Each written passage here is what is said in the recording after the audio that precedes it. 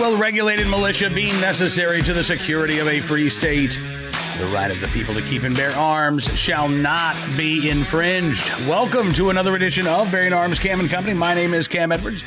Glad you've joined us on the program today. We've got a doozy of a story to talk about. You know, Chicago, things not going well. Things have not been going well in Chicago for quite some time. Chicago Mayor Lori Lightfoot, loves to place the blame on Chicago's crime at the feet of law-abiding responsible gun owners and of the gun laws in other states, right? It's not that Illinois' gun control laws are ineffective. It's that states like Indiana don't have the same gun control laws that Illinois has on the books. And so therefore, you got criminals that are skedaddling over in Indiana. They're buying truckloads of guns. They're hauling them back into Chicago. And darn it, we need federal gun control legislation in order to deal with Chicago's violent crime. Never mind the fact that, violent crime in Indiana is lower than it is in the state of Illinois. Never mind those facts. No, that's just that's problematic to mention. So instead, Lori Lightfoot loves to focus on basically everything but the criminal. Now, you could argue that Lori Lightfoot is changing a little bit with a new proposal that the city council in Chicago is set to consider. She wants to sue gang members. A proposed ordinance would enable the city to sue purported gang members in civil court to try to seize their assets. But critics say that the plan relies on an error-ridden gang database that was supposed to be overhauled, not to mention the fact that the state of Illinois already has a very similar law on the books. Block Club Chicago wrote about this ordinance, and they write that the ordinance mirrors a state law and would empower the city's corporation council to bypass the Cook County State's Attorney's Office and sue in civil court to seize the assets of purported gang members and criminal networks. Lightfoot said on Friday, quote, if successful, the tactic would interrupt the gang leadership structure and take away the profit motive of gun violence. The Corporation Council would work with any federal, state, or local law enforcement agencies to, quote, gather data, collect and share evidence and information potentially relevant in order to file complaints. All right, so let's discuss this for just a little bit, shall we? First of all, again, this is a duplicative effort. If there is already a state law on the books, then why does Chicago need a local ordinance? Just use the state law. This appears on the surface to be a soundbite solution, something that politicians say that makes it seem like they're doing something to impact and address violent crime, when in reality, all they're doing is uttering words that sound good when you hear them, but don't do a damn thing to actually address violent crime. So that's the first issue. This is a duplicative effort. You already have a state law on the books. But let's talk about Lori Lightfoot's phrase, take away the profit motive of gun violence. There is no profit motive for gun violence. This is something that even the gang members in Chicago don't seem to understand. There is no profit that comes from turf wars or from personal beefs that end up with dead victims or injured victims, innocents, wounded or killed on the streets of Chicago. There's no profit motive there. If you look at the Mexican drug cartels, obviously there's a lot of violence in Mexico, right? But you don't hear a lot about cartel violence here in the United States, even though the cartels have wide distribution networks of illegal drugs, particularly heroin, fentanyl, and other opioids. Why is that? I think it's because the cartels are smart enough to understand that they can operate more freely in the United States if they're not gunning for each other on American streets. They can keep those turf wars in Mexico. But there's really no benefit to engaging in that type of violent war against fellow cartels on the streets of the United States. It's far easier. You can make more money if you keep your head down, you operate quietly, you go about the business of dealing drugs, and you don't allow violence to interfere. Now, again, in Mexico, where there is a very weak law enforcement apparatus in place, a lot of corruption, it's a different calculus for those drug cartels than it is here in the United States. But I dispute the idea that Lori Lightfoot lays out here, that there is some sort of profit motive that is generating or causing the violence in Chicago. I don't think that that's it at all. Now, as for Lightfoot's plan to actually go after gang members and sue them in civil court, that brings up another issue. How do you determine who's a gang member? Well, the mayor says, we're proposing a tool in civil courts that gives us the opportunity to go after those gangs that are wreaking havoc, and in particular, take away the profit motive from them by seizing assets that have been able to purchase because of their violent activity in our neighborhoods. Again, it's not the violent activity that's generating money for these gangs. It's the drug sales. And I mean, you can say that the two are inherently intertwined with one another, but I don't think that's actually the case. I mean, when you look at programs like Operation Ceasefire, which we've talked about in this program quite a bit, the goal there was not to stop drug dealing in Boston, Massachusetts. That was the city that first put Operation Ceasefire into place back in the 1990s. The goal was to stop people from shooting one another. And so they found the most violent gangs, and they found the most violent members of those gangs, and they had a call in, and they said, you're going to stop shooting each other. And if you do this on your own, we'll help you. We'll help you get your GED. We'll help you get job training. We'll help you get counseling if you need. We'll help you turn your life around. But you got to stop shooting. If you don't do it on your own, we're going to make you stop shooting. We're going to take your cases. We're going to refer them to federal court. You're going to be going away for 10, 15, maybe 20 years, depending on the severity of your crimes. Choice is up to you. But it wasn't about cutting down on drug dealing. It wasn't about cutting down on the amount of crack cocaine or heroin that was on the streets of Boston. It's about stopping the shooting. And again, I mean, I hate to be so blunt, but you really can separate out the illegal drug dealing from the illegal acts of violence. And you can address those in two different ways. Lori Lightfoot doesn't seem to have a clue as to what she's doing if she's talking about the profit motive of violence. The ACLU is taking an interest in this, preparing a legal analysis of the ordinance, urging the city council to be cautious when considering it. ACLU of Illinois spokesman Ed Yonka, criticizing these strategies, said the well-publicized inaccuracies of the gang database means the city risks suing the wrong people, and that there are already laws to confiscate property from people involved in crime.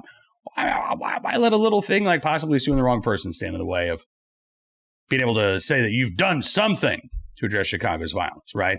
This kind of reminds me of the no-fly, no-buy bill that gun control activists love to talk about. Still talking about it today, as a matter of fact. I mean, if you're on the no-fly list, why on earth should you be able to buy a gun? Well, if you're on a list, somebody says that you're a gang member, why shouldn't we be able to sue you and take away all your assets? I don't know, maybe because your name being on a list is not actually evidence of you being involved in a gang. Alderman Vasquez in Chicago says, by the ordinance's logic, city council could be defined by a gang, or defined as a gang. He said, quote, looking at our city's history of racist policy and racial profiling by police, a gang database that the inspector general has made clear is inaccurate and compromised, all in the same week that the city is being sued for stop and frisk practices. This is the wrong direction for the city to go in, and it doesn't make us any safer. Now, Chicago Block Club also says gangs are not responsible for the majority of homicides in Chicago, according to the police department's own data. Last month, the Trace analyzed Chicago Police Department data of 34,000 shootings in the past decade. Less than 3 in 10 of them were considered gang-related. Yes and no. It may very well be that more than 30% of the city's shootings were actually gang-related. But considering the fact that the Chicago Police Department currently has a clearance rate of about 5% for non-fatal shootings, I would argue that there's no real way of knowing how many of these shootings are gang-related. If the Chicago Police Department is only making an arrest in one of every 20 non-fatal shootings, I'm guessing that they're not able to determine what exactly led to a lot of these shootings in the streets of Chicago. I would argue that gang violence is a significant driver of violent crime in Chicago, but that doesn't mean that Lori Lightfoot's idea is a good one. And Alderman Vasquez's assertion that this gang database is rife with problems is true. The city's inspector general's office criticizing the department's gang database in 2019, saying the system lacked oversight, was full of egregious inconsistencies. The agency released a follow-up report in April, concluding that the department, April of this year, by the way, concluding that the department had fallen, quote, critically short of its promises to overhaul the list. Deborah Witzberg, the Deputy Inspector General for Public Safety, said at the time, we welcome indications of recent progress, but for Chicagoans impacted by an opaque and procedurally flawed system, time is short, and 2 years is a very long time. So here's the thing. I don't know if this is going to go through. I kind of doubt that it is, honestly. I don't know if Lori Lightfoot actually has the backing of enough aldermen to get this through in Chicago.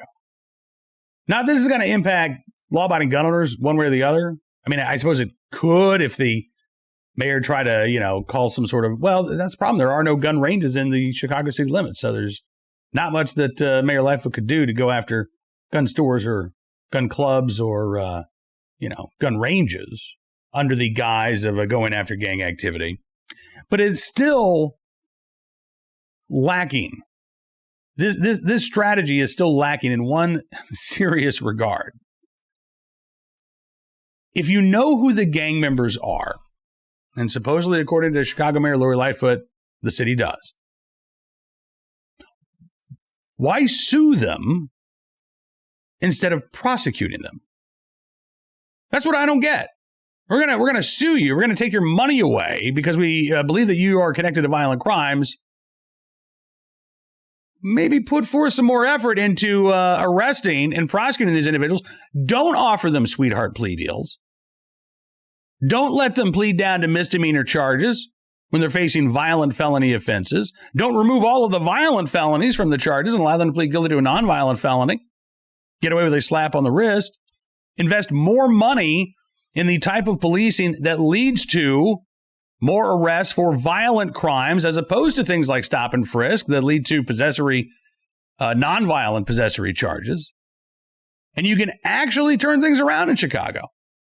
But you've got to focus on the criminal behavior in the criminal justice system, as opposed to saying, well, if your name's on a list somewhere that says you're a gang member, we're going to sue you.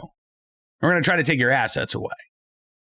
I cannot think of a more, well, that's not true. I was going to say I can't think of a more backwards approach. Oh, I can think of some more backwards approaches. Approaches, by the way, that have also been adopted and lauded by Chicago's mayor by casting a wide net over law-abiding gun owners and restricting their right to keep their arms in the hopes of entrapping a few criminals or two. Yeah, that's also a completely backwards way of addressing violent crime. But using the civil courts to go after violent criminals when the clearance rate for homicides in Chicago is under 50%, and again, the clearance rate for non-fatal shootings is less than 10%, you don't need to haul these people into a civil court. You need to be doing everything you can to ensure that violent actors face consequences for the damage that they're doing. Not in terms of trying to take their money away, but in terms of taking their freedom away, their freedom to act with such callous disregard for human life. That, of course, would require getting tough on criminals. And I don't know that Mayor Lightfoot has it in her. Law-abiding gun owners? Sure. People actually pulling the trigger in Chicago? Not so much. All right, let's turn our attention to today's armed citizen story, our good deed of the day. And our recidivist report will start there with a story out of North Carolina, where a felon who shot two people at a North Carolina racetrack, now facing state charges, but is scheduled to appear in court this week. 45-year-old Yosef Emil Handy, detained by two off-duty officers at the Friendship Motor Speedway on Saturday. They were working security there. Handy was taken into custody after he shot two people, both sustaining non-life-threatening injuries. Following the investigation, according to local media, Handy was charged with 2 counts of assault with a deadly weapon with intent to kill, inflicting serious injury, as well as 1 count of possession of a firearm by a felon. Handy is currently on federal probation for an unknown incident. His probation officer has been reached out to, but has made no comment at this time, according to a release from the Surrey County Sheriff's Office.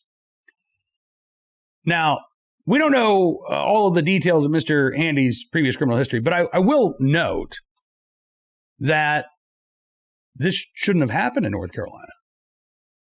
And North Carolina has a pistol purchase permit requirement that was just upheld by North Carolina's governor, even though it was a bill to repeal that pistol permit.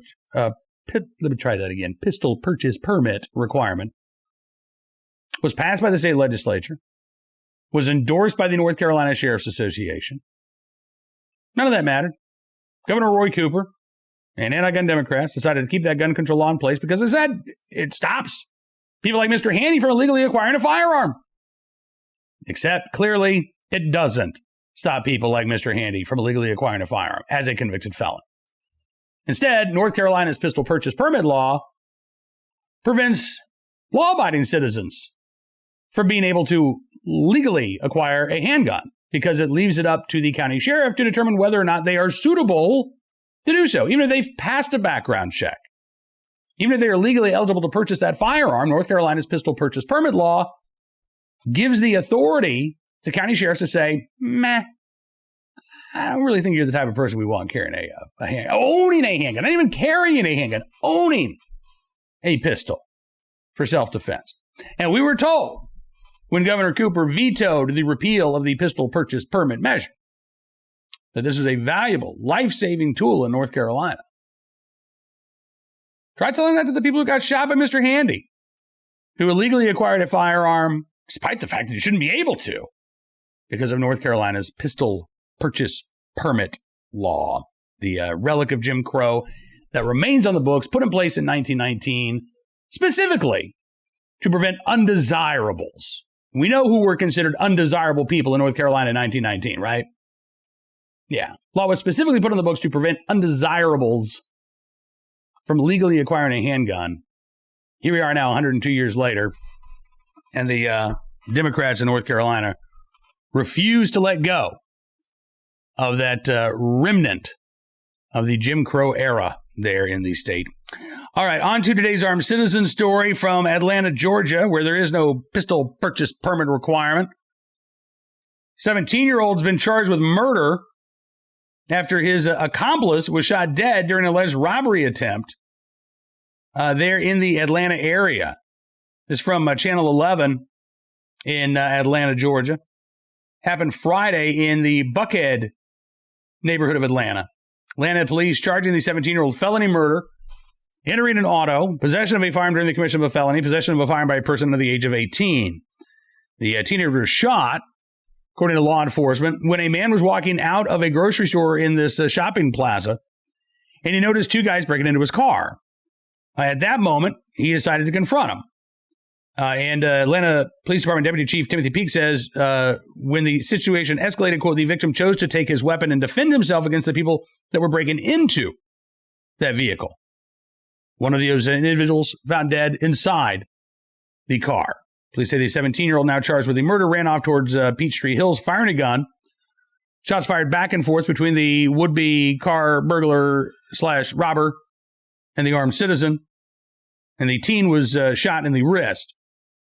As of this weekend, he was still being treated for that wound at Grady Hospital. Once he's released, he's going to be taken to the Fulton County Jail. Now, why is he being charged with the death of his accomplice? Well, under Georgia law, if you are involved in criminal activity that leads to the death of one of your associates, you get to be charged with homicide. The deputy chief says it appears that this was a group of people who decided to come out and commit crimes. And unfortunately, it led to the death of somebody. Indeed. But I'm glad it did not lead to the death of the guy who was simply trying to drive home after going to the grocery store, that he was able to protect and defend himself from those two armed robbers. Finally today, our good deed of the day from California, Mountain View area.